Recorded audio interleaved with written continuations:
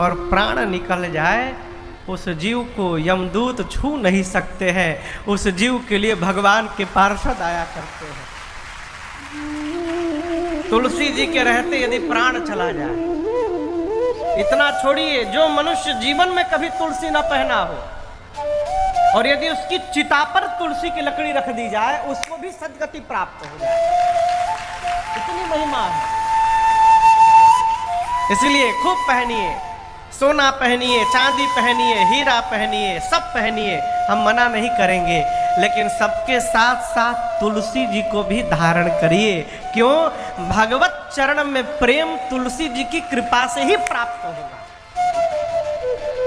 बिना तुलसी महारानी के कृपा के भगवत चरणार बिंद का प्रेम प्राप्त होने वाला नहीं है।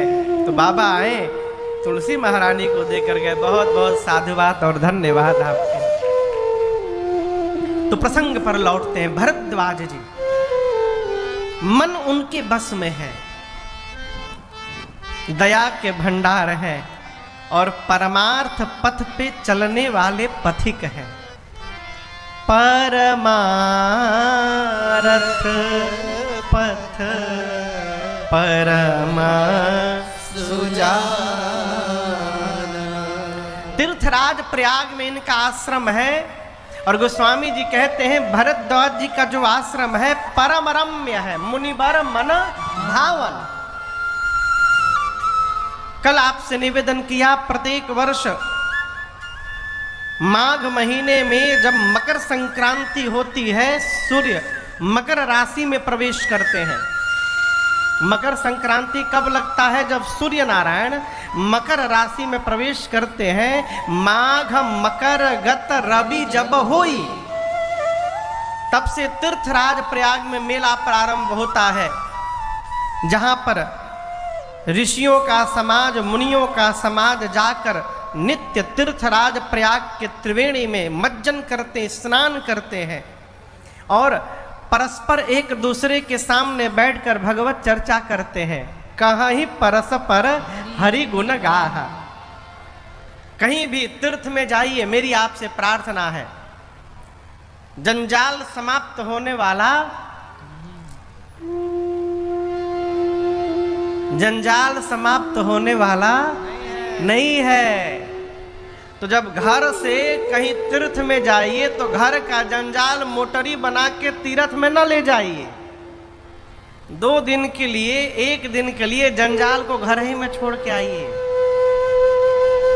तीर्थ में जाइए तो जितना अधिक समय हो सके भगवत चर्चा करिए, सत्संग करिए, भगवान का नाम जपिए, जितना अधिक समय हो सके। क्यों?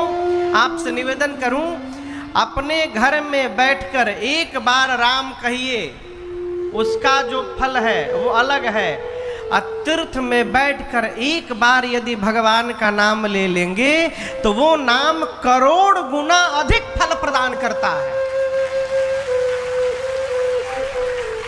अपने घर में 1 करोड़ नाम जपिए, तीर्थ में जाकर एक बार नाम जपिए तो 1 करोड़ नाम का फल तीर्थ में प्राप्त होता है।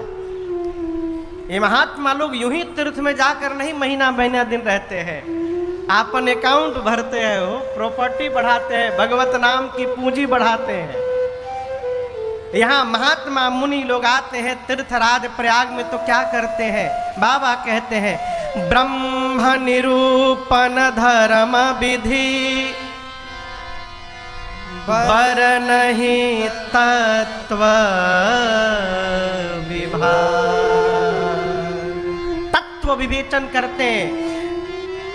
धर्मस्य तत्वम निहितम गुहाया, धर्म तत्व की विवेचना करते हैं। महात्मा मुनि अपने से श्रेष्ठ सद्गुरु के शरण में बैठकर प्रयाग में, तीर्थ में धर्म तत्व की चर्चा करते हैं।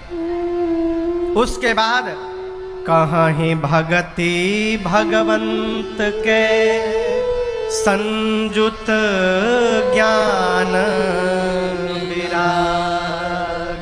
ज्ञान और वैराग्य से युक्त होकर भगवान की भक्ति की चर्चा करते हैं। और ये प्रत्येक वर्ष की रचना है।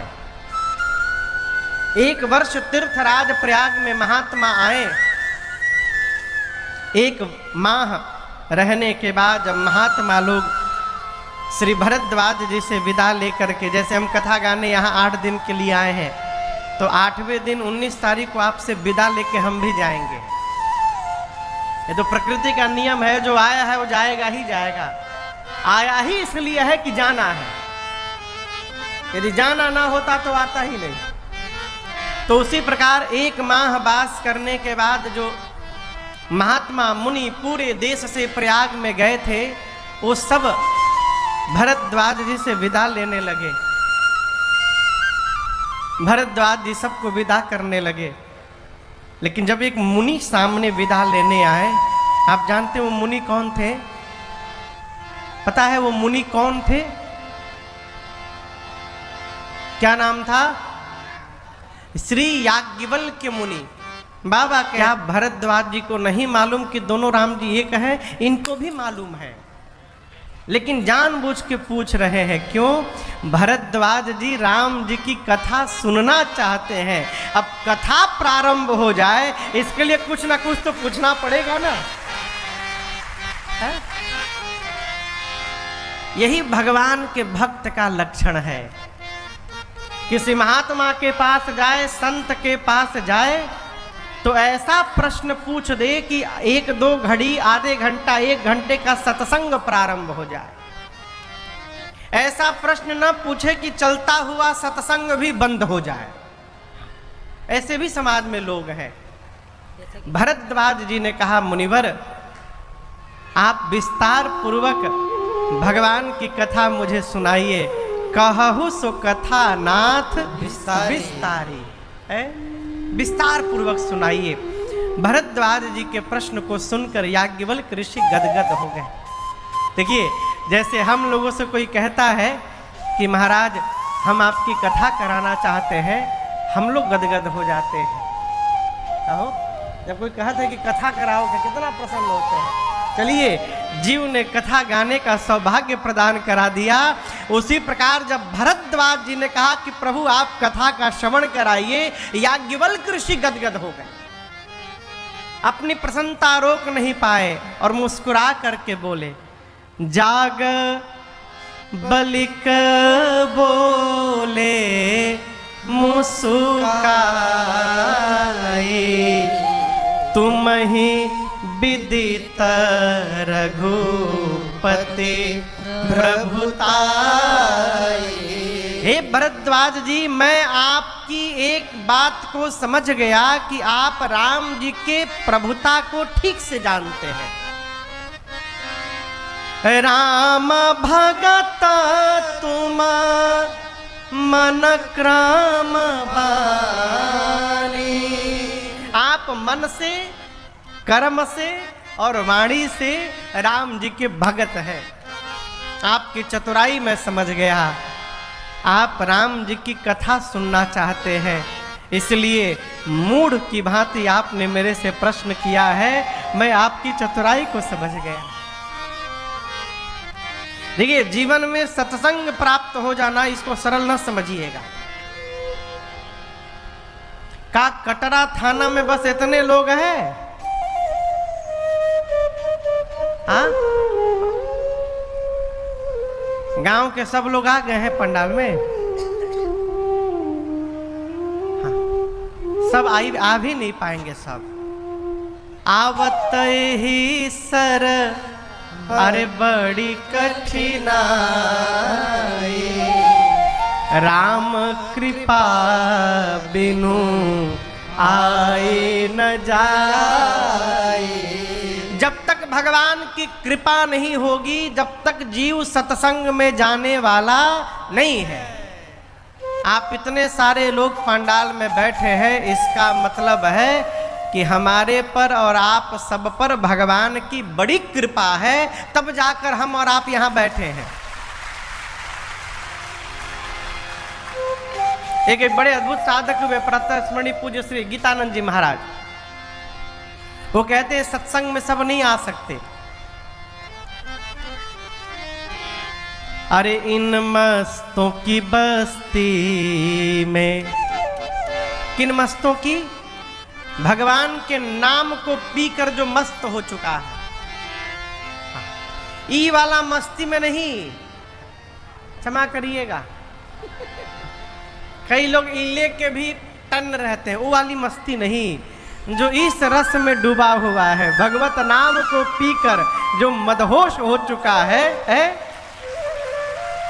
अरे इन मस्तों की बस्ती में आता है कोई कोई, इन मस्तों की बस्ती में आता है कोई कोई, इन मस्तों की बस्ती में, इन मस्तों की बस्ती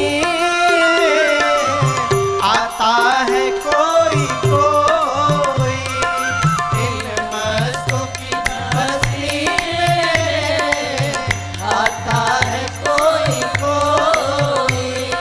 रोती है सारी दुनिया